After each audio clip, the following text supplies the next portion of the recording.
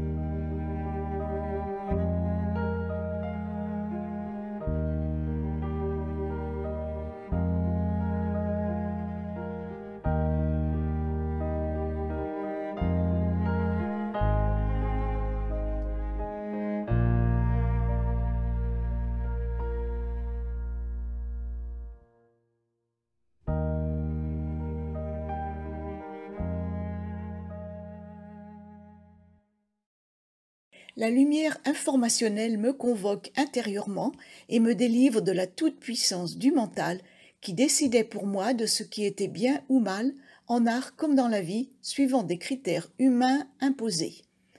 Les arbres comme la nature tout entière discutent en silence, parlent si on les écoute, et dans ce genre de contact, je deviens l'autre, la vague et l'océan, le firmament et l'atome. Les oiseaux me racontent leur journée, et les portes de demeures somptueuses, n'appartenant pas à notre monde, s'ouvrent en grand sur des merveilles de toutes espèces. Le monde grouille d'intelligence. La moindre cellule de notre corps apprend, se souvient, prend des décisions. Toute graine renferme l'intelligence primordiale, et tout est inscrit en tout. Ce qui arrive sur la toile alors que je ne décide de rien n'est que l'image d'une captation de ce qui existe quelque part dans la multitude des autres mondes.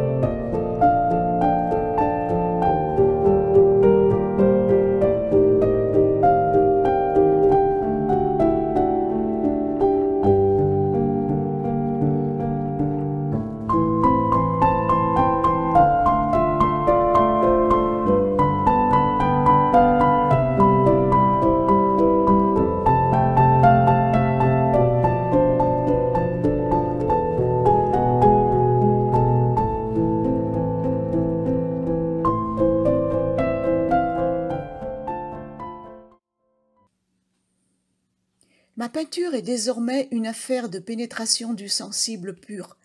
Une avalanche de perceptions nouvelles déferle en moi, tel un tsunami.